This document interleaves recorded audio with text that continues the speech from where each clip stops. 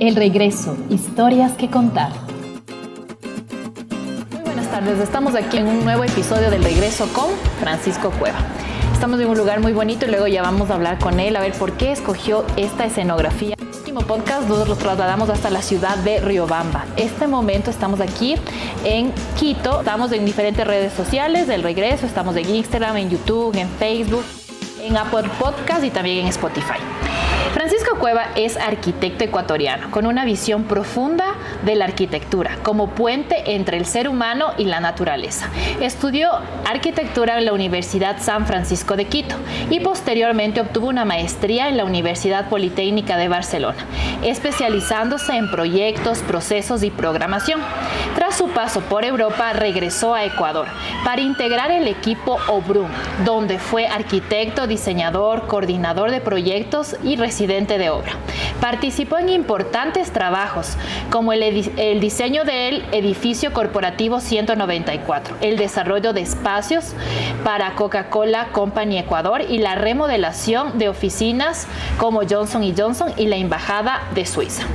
Después de cuando en su regreso, en el 2022, lidera su propio estudio independiente, donde ha desarrollado proyectos como el refugio forestal Cielo en Nono, la casa Chatlet en Puembo y la casa V en Jama. Su enfoque busca crear lugares que dialoguen en su entorno y devuelvan a las personas una experiencia de equilibrio y pertenencia. Para Francisco, los límites entre el interior y el exterior no son fronteras, sino oportunidades de conexión. Además de la arquitectura, cultiva un amor por el arte y la música. Toca guitarra clásica y eléctrica desde hace más de 25 años y se expresa también a través de la cerámica, el grabado, la acuarela y la escultura en metal. Cuéntanos, Francisco, ¿qué se siente escuchar tu biografía? Gracias, Pauli, por tu presentación. Y sí, ahorita nos encontramos en el proyecto N Cielo. Es un proyecto que está en las afueras de la ciudad. Está más o menos a 1 hora de distancia de lo que yo salgo de mi casa. Y este ha sido prácticamente durante ya 3 años mi día a día.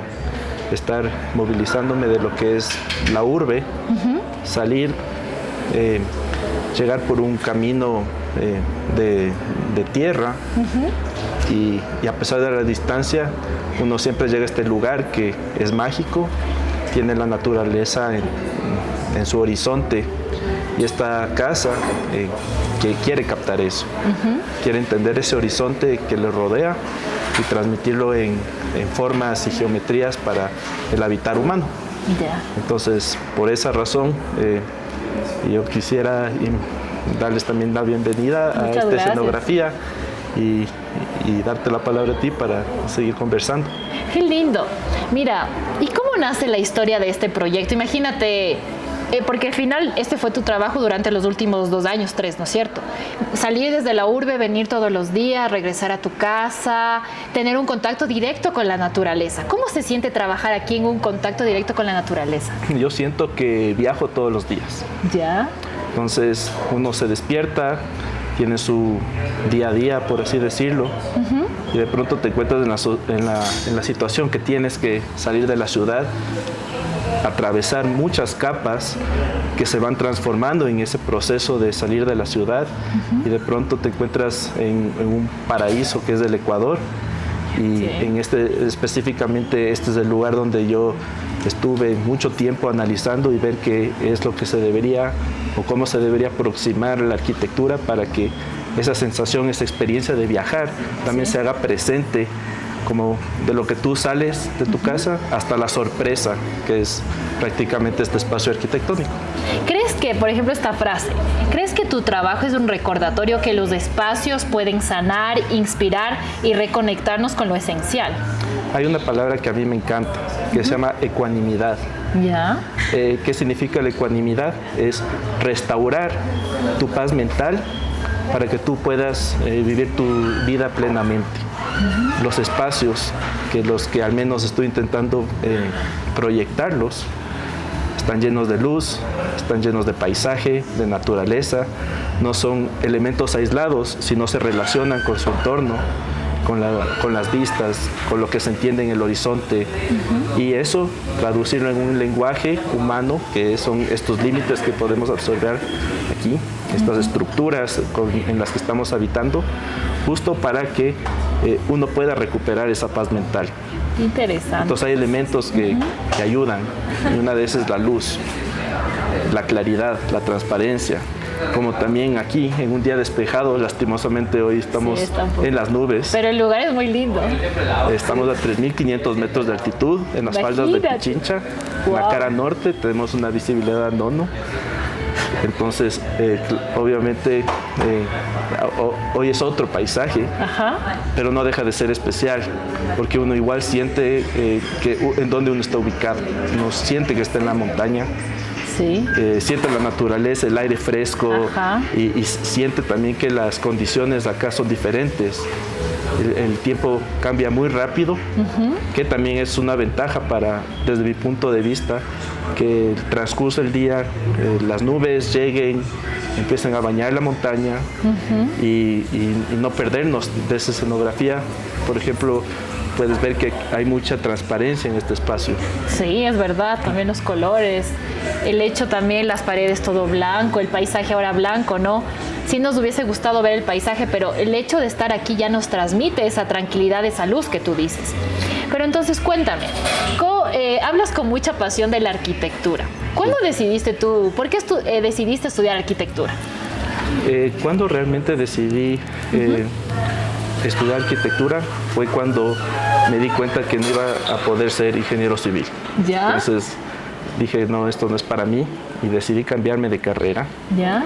Pero yo tenía ciertas afinidades con el dibujo, el arte, y eso me hizo como que un poco alinearme en el tema de la arquitectura, porque ya sabía un poco de construcción. Claro. Y no quería tampoco echar a perder un poco ese conocimiento previo. Y al recibir las primeras clases de arquitectura supe que es algo que yo podía hacer. Que ese era tu lugar también. Algo que más que nada yo me sienta que yo pueda cumplir y pueda hacer, pueda ofrecer algo de como algo que me haga sentirme útil, y siempre tuve un talento para las artes, entonces por eso practico otras cosas. Claro, y también la música también te gusta. Y la música, mira, entonces sí se conecta, ¿no? He practicado toda la vida. Como muchos dicen que la arquitectura es una ciencia media entre las ciencias exactas y las ciencias sociales, entonces de esa fusión también de la arquitectura, mira, qué bonito, y también con lo que te gusta la música. Engloba muchas cosas. Sí. Pero qué interesante. Bueno, cuando leíamos tu biografía, ya sabes que el regreso se centra principalmente en viajes. ¿Cuál fue el primer viaje que te impactó de lo que has hecho en tu vida? Un viaje que te ha marcado mucho. Yo creo que la arquitectura te enseña a viajar. Ya. Entonces tú también viajas para ser arquitecto. Hay muchos famosos arquitectos que tal vez tuvieron una escuela de construcción, pero se convirtieron en arquitectos porque ellos viajaron mucho. Ya, mira. Entonces yo creo que tiene que ver que todos los viajes tienen que sumar para la arquitectura, y después de esos viajes tú también puedes traer un poco al Ecuador, un poco de ese conocimiento, pero sí hay viajes que en lo personal han sido muy especiales para mí, que me cambiaron mi manera de proyectar la arquitectura, y creo que el más importante fue Japón. Japón. Justo un año antes de yo viajar a hacer mi maestría en Barcelona. Sí, Barcelona, como nos contabas. Yo tuve un viaje a Japón, que fue un mes de arquitectura intensiva. Mira. De conocer los barrios, la cultura allá, y yo creo que eso fue lo que más me influyó, si es que podríamos decir que un viaje específico te marcó como arquitecto. Por ejemplo, ese viaje a Japón, llegaste literalmente al otro lado del mundo. ¿Qué es lo que, desde el campo de la arquitectura, como dijo Francisco, wow, estoy aquí, qué hermoso? ¿Qué es lo que más te llamó la atención cuando estuviste ahí? Yo creo que la arquitectura tradicional japonesa es impactante, el nivel de detalle, el nivel de entendimiento del espacio, del tiempo, de los materiales, Yo creo que existe una sensibilidad increíble que todos los arquitectos podrían aprender de Japón, pero también es como esa tradición milenaria evolucionó para que en el presente los mismos conceptos, los mismos principios intentan ser adaptados en la arquitectura contemporánea. Entonces es más que un tipo de arquitectura, es una actitud, o mejor dicho,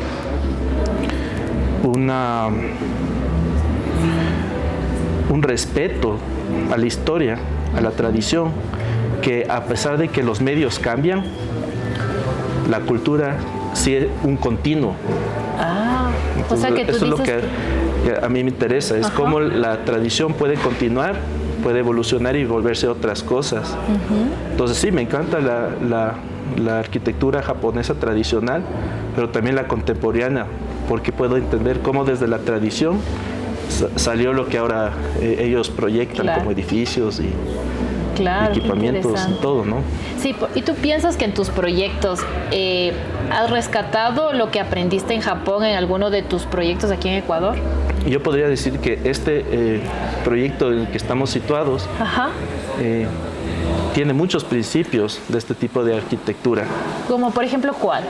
Alguien que no sabe tanto de arquitectura, pero que ve ese lugar y dice, wow, esto tiene una fusión de otras escuelas de arquitectura, no sé, otros estilos. Lo que pasa es que, por ejemplo, el japonés siempre puso como un factor principal el exterior, el entorno, el jardín, lo que se vive afuera. Ya la casa se convirtió en un resultado de esa condición exterior que intentaron atrapar y traerla también hacia el interior.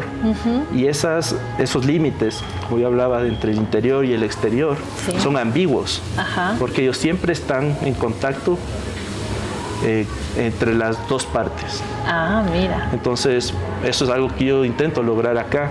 Es como estás en un lugar dentro de la casa, pero a la final sientes que estás también afuera. Esos elementos, fusionar, ¿no? Y hay cosas que, por ejemplo, me ayudaron a hacer esto, que es, por ejemplo, los límites que están hechas estas paredes, ¿no?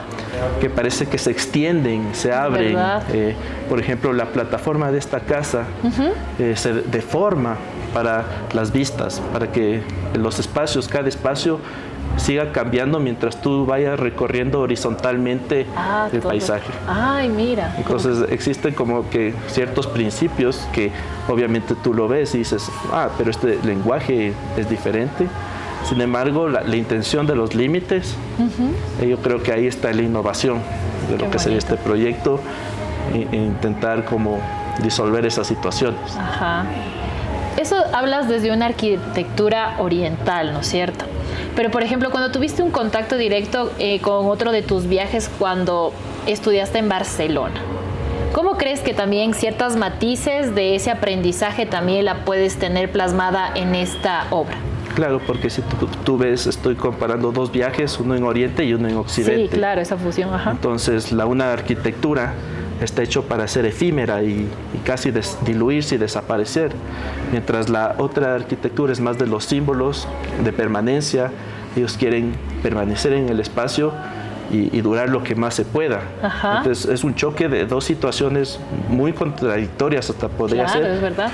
Pero en el Ecuador yo he visto la oportunidad de que solo acá tal vez empecemos a entretejer esas dos realidades, por ejemplo, la japonesa o la europea. Pero a la final uno siempre trabaja en donde uno está.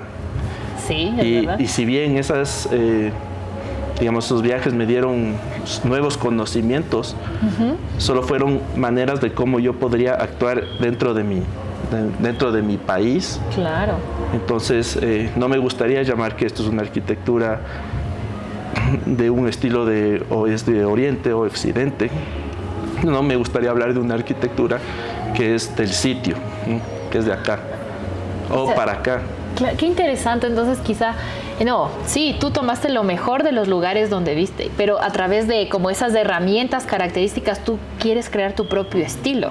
estás creando tu propio estilo, pero siempre centrándose o adaptándose al lugar donde estás. Sí, porque la arquitectura es una institución.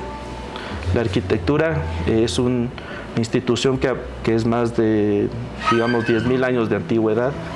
Entonces uno no puede olvidar qué es la historia y cómo uno se construye a través de esos precedentes. Uno no puede aprender a ser arquitecto uno solo. Claro. Uno siempre tiene sus maestros, que una vez tuvieron otros maestros y después tuvieron otros maestros. Entonces, yo pienso que no es que estoy buscando hacer un estilo, sino le estoy dando un continuo, un continuo también a la práctica que es la cultura de construir. Construir tiene una cultura. Entonces, eso es lo que yo primero intento respetar y después sí a veces me hago la pregunta a mí mismo, ¿qué haría Pancho el artista para transformar esos y darle un nuevo aire, una nueva interpretación, un nuevo camino que después tal vez podría despertar otros caminos? Claro. Entonces, el arquitecto no es como que trabaja solo.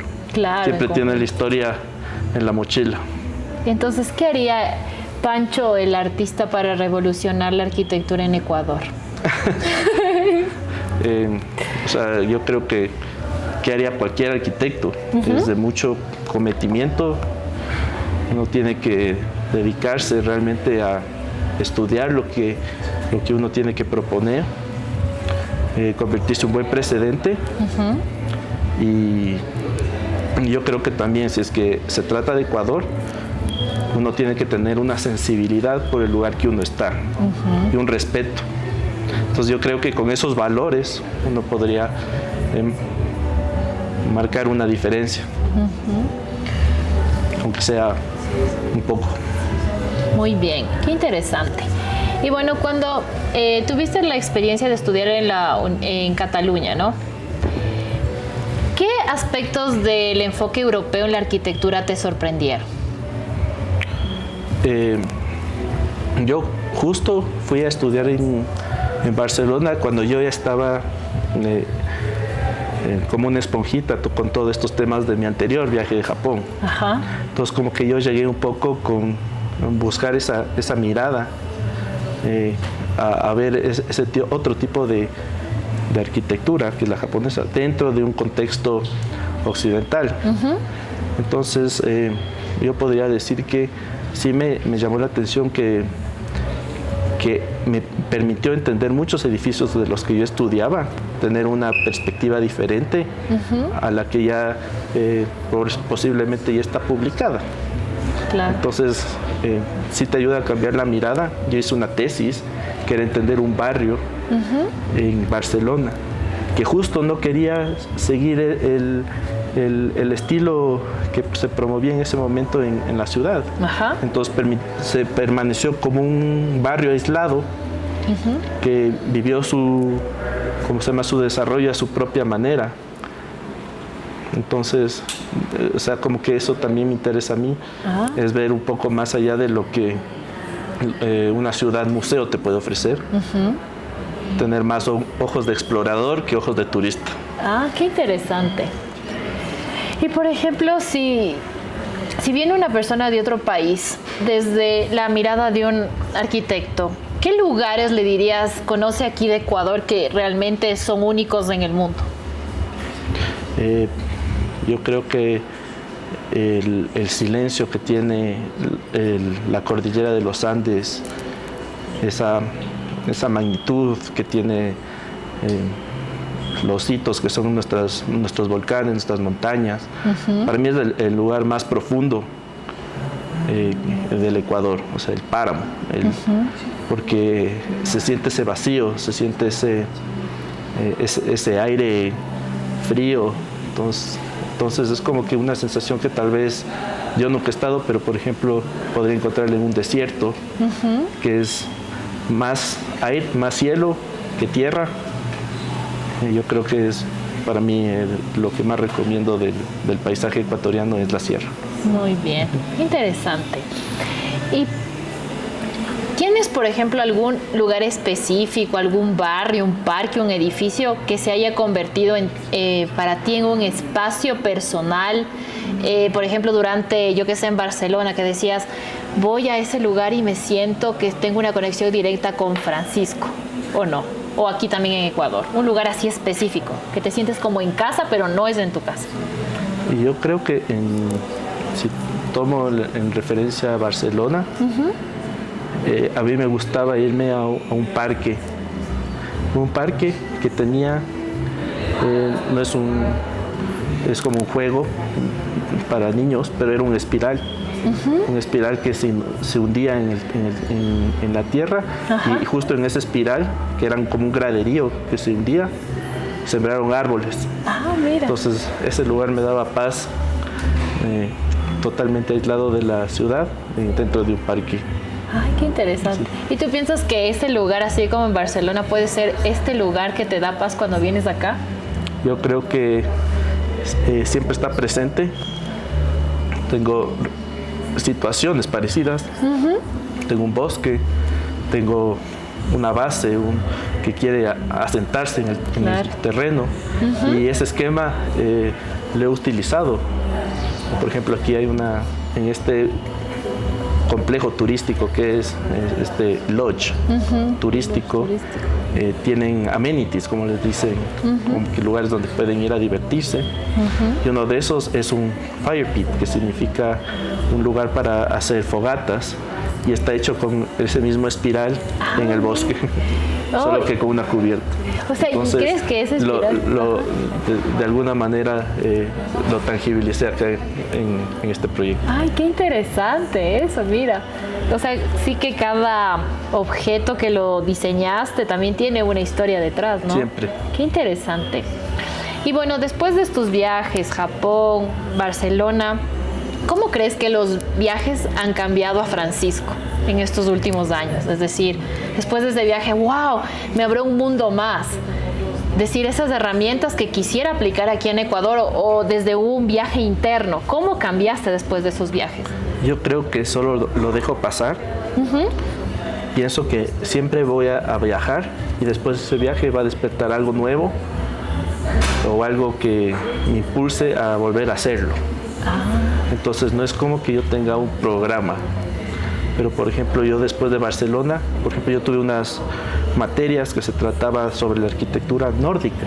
Mira. Y tuve que esperar después de la maestría unos 4 años para hacer ese viaje que tanto anhelé, que fue recorrer los países nórdicos y conocer su arquitectura. Ay, qué interesante. Y esto también otro mundo, ¿no? La arquitectura te da tanta información. Entonces, ¿no? claro, la información, es de dónde viene esa información. Y yo creo que eso es lo que a mí me lleva a que lo vuelva a viajar cada año. Pero sí, como propósito es viajar todos los años. Dice, ¿cómo te ha cambiado tu forma de entender la arquitectura luego de todos estos viajes? Es decir, una parte es interesante, ¿no? Porque digamos que cuando uno es estudiante ve los libros y toda la teoría, mediante el viaje tú lo haces práctico, porque lo que algún día viste en los libros lo estás viviendo. ¿Cómo sientes eso? Yo creo que uno que es arquitecto, siempre que viaja, viaja también con la lista de precedentes, ¿no? No te puedes perder unos edificios. Sería un pecado desde el punto de vista arquitectónico que después de que estudiaste no viste y no experimentaste, porque la arquitectura es una experiencia, no es una teoría, no es dar clases, es también construir, también ver cómo las cosas se construyen, cómo se cubre del sol, de la lluvia, de todos los factores físicos. Y cuando ya esté el resultado, de verdad es una experiencia habitada. Entonces los libros no te van a enseñar nada de eso. Claro. Y otra vez, cuando hablabas de la paz, la claridad, el silencio, ¿cómo influyó el hecho de estar fuera del país en tu percepción del tiempo, el ritmo e incluso el silencio en los espacios? Yo creo que tuve poco silencio, porque siempre hay que ponerse los zapatos y recorrer y todo es más intenso.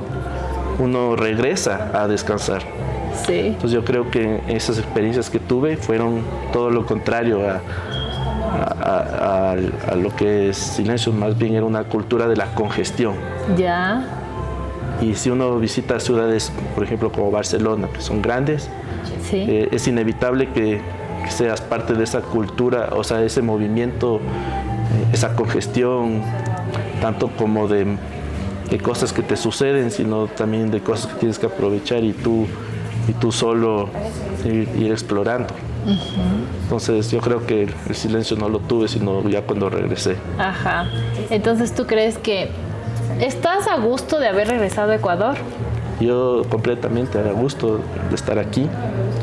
Creo que no me podría ver en otros lados, pero uno nunca se sabe, ¿no? Nunca Claro. sabe si es que tienes que volver a salir, tienes que volver a educarte y volver a hacer esa esponjita de conocimiento. Y yo creo que me encanta estar aquí, pero nunca deja de estar esos recuerdos, eso que recibí mientras estuve afuera. Y eso es algo que sí quisiera volver a experimentar. Ajá, también. ¿Crees que el Francisco que se fue hace algunos años de diferentes partes del mundo como que aumentó su identidad cultural por ser ecuatoriano? ¿Qué valores rescatarías de eso de ser ecuatoriano? Por ejemplo, yo sí creo que viajar significa ser más grande tu lugar de origen. No sé en dónde lo escuché, pero se te quedó grabada creo la que es frase. algo así lo que mejor expresa. Yo creo que es completamente necesario estar aquí después de haber estado afuera y traer cosas, porque yo estoy enamorado de mi país. Yo amo el paisaje y tengo aquí muchas cosas que también quisiera enseñar. ¿Qué quisieras enseñar de Ecuador al mundo? Bueno, lo principal es que somos una sociedad súper rica en la parte social, la parte también cultural. Tenemos mucho que dar, mucho que expresar. Y tal vez una obra de arte o una obra de arquitectura te acerque un poquito más a ese positivismo que creo que deberíamos tener todos los ecuatorianos cuando uno habla de su propio país. Entonces, sí. ¿Y tú piensas que de los países que has recorrido, hay países que realmente se sienten en su conversación que están realmente orgullosos de pertenecer a ese lugar? ¿Crees que eso nos falta a los ecuatorianos o no? Yo creo que sí. Yo creo que realmente el ecuatoriano debería conocer mejor su propio país, moverse más dentro de su país, ver que cada lugar siempre tiene algo positivo, y eso creo que se aplica a todos los lugares del mundo. Siempre hay algo bueno que se puede rescatar, siempre. Y yo creo que sí es necesario un positivismo aquí, que la gente vuelva a reconocer lo que es suyo. Interesante, sí, rescatar, ¿no? Ese amor por el lugar donde nacimos, ver tantos lugares, pero decir, cada lugar tiene su encanto. Por ejemplo, si tú viniera una persona de otro país y te dijera, dime 5 lugares que sí o sí debes conocer en Ecuador, ¿cuáles serían y por qué? Voy a intentar no decir Galápagos, ¿Ya? pero por ejemplo, a mí me gusta el Páramo del Ángel, como uno de los lugares más especiales que he conocido. Todo lo que es el Páramo del Ángel, el volcán Chiles, toda la parte de o sea, como que del Carchi, para mí es un paisaje mágico. También, por ejemplo, que me ha motivado, esto más en términos de paisaje, la costa ecuatoriana, digamos, yo podría escoger el Parque Nacional Machalilla, Manabí. Podría escoger también el Cotopaxi, por su belleza y es tan imponente. Sí, es verdad. Me gusta el Tena, Si es que, es que tendría que escoger del oriente, esa región del Tena, y si es que me falta algo más, tal vez el Cajas, las lagunas del Cajas, esa parte también cerca de Cuenca es maravillosa, pero obviamente cada volcán que tenemos es hermoso. Sí, los paisajes, ¿no? Tener esa cercanía de que tú vas, yo qué sé, por el Chasqui, ves el Cotopaxi en todo su esplendor. Eso, ¿en qué otros lugares del mundo? E incluso el momento de estar aquí. Estamos más a 3.500 metros de altura, 3.000 metros de altura. O sea, y estar aquí en este momento, en una altura tan grande. O sea, es algo lindo que sí tenemos que rescatar todo esto que sucede en nuestro país. Y entonces, ¿tú qué piensas de esto de la cultura del viaje? ¿Cómo los viajes te han cambiado al Francisco de antes y al Francisco que eres hoy? ¿Cómo me han cambiado? Profesionalmente siempre. Y personalmente, vamos desde la parte personal, ¿cómo te ha cambiado? Yo creo que lo más importante es tú relacionarte con la gente. Y no puedes viajar sin interactuar con toda la gente que te rodea también en ese viaje. Y yo creo que como habilidad me ha dado esa oportunidad de hacer amigos. Entonces, si uno viaja, tiene amigos y una excusa, o viaja por una excusa que es un amigo, garantizar el mejor viaje. Porque a la final la felicidad de la vida es compartida. Y uno nunca viaja solo. O sea, yo creo que eso es lo que más me importa a mí, es viajar para conocer gente. Interesante.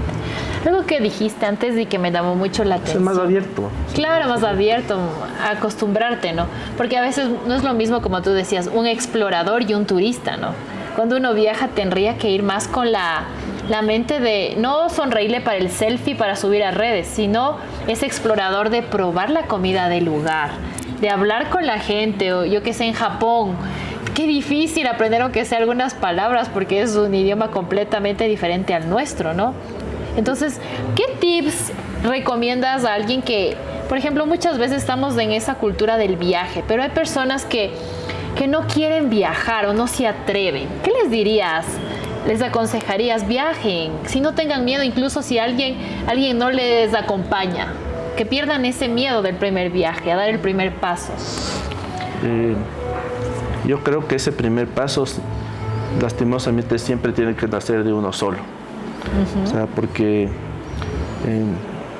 no todos tienen los mismos intereses, obviamente, pero yo creo que viajar tiene que ver con un espíritu que tú tienes de ser curioso. Entonces, como consejo, es que despierten su curiosidad, más allá de su realidad. Despierten de que son incompletos, que les falta ser más curiosos, y también otro consejo es de que no se preocupen por el idioma, porque siempre uno sabe cómo comunicarse. Eso es una, por así decir, una ley. El idioma no importa. ¿Y alguna anécdota que te ha pasado en Japón, al otro lado del mundo, cuando querías comunicarte pero no te entendían? ¿Te pasó algo de eso? Por ejemplo, una vez fue a comer en un lugar pequeño donde hacían ramen, y la gente hablaba japonés, no hablaban, yo hablo inglés, ellos no me entendían en inglés. Entonces, ellos se acercaron, les pedí la comida, comí, y al mesero le pregunté qué canción está sonando. Y él empezó como que a ver cómo me podía explicar cómo se llamaba la banda, el grupo. Obviamente era en japonés, claro, y solo podría escribir en japonés. Él llamó a todos, preguntó a todos, no sabía, me dijo, espérate, que la playlist es de mi jefe. Llamó a su jefe solo para saber, o sea, solo para decirme qué canción era la que estaba sonando. Oye, qué interesante, qué bonito eso, ¿no?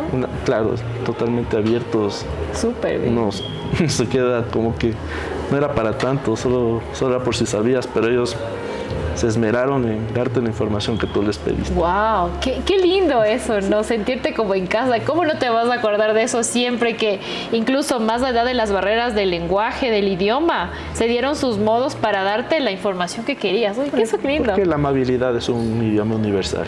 Sí, yo pienso que también eso de la amabilidad en Ecuador tenemos mucho y eso tendremos que rescatarnos. Sentirnos felices es decir, la característica de ser amables, como les digo, esa riqueza personal que tiene Ecuador, desde ahí rescatarlos. Eso es muy interesante, muy, muy bonito. Sí. Qué lindo, buena anécdota, gracias Francisco por compartirnos. Por otro lado, ¿qué significa para ti el regreso? ¿Qué es para ti regresar? Para mí significó trabajar. Yo regresé para trabajar en mi país. Entonces, para mí fue más como que tengo que ahora desarrollar mis ideas, tengo que más ver qué es lo que me interesa y ver cómo me puedo acercar a lo que me interesa. Y para mí ha dado fruto, ya que yo regresé y en una obra como la que estamos ahorita, hemos tenido la oportunidad de tejer esas cosas que siempre quise hacer. Pero también regresar es también estar en familia, también estar con tus amigos de la vida y nunca cerrado de que va a volver a pasar. Entonces, claro, siempre regreso. Yo siempre me voy y siempre regreso. Qué interesante. Y bueno, después de todos tus viajes, ¿no? ¿Cómo crees que se reflejan tus aprendizajes del viaje en tus proyectos actuales, como el que estamos ahorita en el Refugio Forestal del Nono, en este lugar turístico ameno para conversar con la gente? Yo creo que es difícil comparar, porque yo creo que las cosas le van buscando a uno, ¿no? Empiezan a llegar y, por ejemplo, si tú ves esta casa, hay muchos principios, como decía antes, de arquitecturas que siempre me parecieron fascinantes. O sea, por ejemplo, cosas que yo vi, cosas que obviamente uno no puede dejar de aceptar que hay cosas que a uno le gustan, claro, y que unas cosas uno quiere hacer, pero también uno regresa para trabajar esas cosas que uno quiere hacer, porque en un momento yo, por ejemplo, si es que buscaba trabajo en Barcelona, tal vez me hubiera cerrado esa oportunidad a hacer las cosas que estoy haciendo en este momento, como este proyecto. Sí, qué interesante, sí. O sea que aquí hay mucha información de quién es Francisco en este proyecto. Sí. Entonces, ahora sí, invita a las personas quienes nos están escuchando que visiten, que vengan a un lugar de relax, que vengan y visiten este lugar, que tienen un contacto directo con la naturaleza. Hola, soy Francisco Cueva, arquitecto. Por favor, les invito a que conozcan un pedacito del Ecuador aquí. Es en las faldas del Pichincha. Estamos a 3.500 metros de altitud y qué pena que no se ve un poco el paisaje, pero se ve un poco más de las nubes que están ahorita en nuestras espaldas, pero mis espaldas.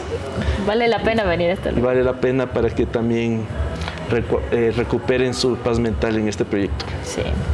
Y bueno, para terminar, querido Francisco, si le pudieras dar un color a tu vida, ¿qué color sería y por qué? Yo siempre he dicho que el negro es la suma de todos los colores. ¿Negro, ya? Todos me dicen que no, que por qué te vistes de negro, a veces cuando me visto de negro, y digo es que es la suma de todos los colores. Yo creo que es tener esa abstracción en la vida de cada uno para asimilar lo esencial y no lo superficial, hacer las cosas con profundidad, con corazón y que el color negro signifique tal vez no color sino un vacío. ¿Ya? Para aceptar todo lo que está alrededor nuestro, ¿no? Ya, creo. mira, interesante. Entre todos nuestros invitados y invitadas, es la primera vez que alguien escoge el color negro. Pero desde el concepto de un arquitecto está muy entendido ese color. Muy bien. Y bueno, para terminar, querido Panchito, te queremos dar este pequeño bolsito para que guardes lo que tú quieras. Tiene un concepto un poco del medio ambiente, que reciclemos y que cuidemos del medio ambiente, no más tanto plástico, pero espero que te sirva para guardar tus cosas. Muchas gracias, Pauli. Y muchas gracias, en serio, estamos muy felices de estar aquí compartiendo con ustedes. Gracias, en serio, Panchito, por traernos a este hermoso lugar, para compartirnos un poquito de tu pasión por la arquitectura, por el arte sobre todo, y que la gente que quiera tener un contacto directo con la naturaleza, hacer una actividad diferente un fin de semana que venga y visite este hermoso lugar que tiene un contacto directo como en la naturaleza y, como tú decías, de esa luz, de esa claridad se refleja aquí. Y no importa si a veces el paisaje está nublado, pero aquí el lugar da mucho que darnos información como de calma y tranquilidad, y eso es algo bonito. Al final en la vida lo que buscamos es hacer lo que nos gusta, ser felices y sobre todo tener esa paz aquí en nuestro corazón. Gracias, Panchito. Pablo. Gracias por todo, cuídate mucho, y esto fue El Regreso.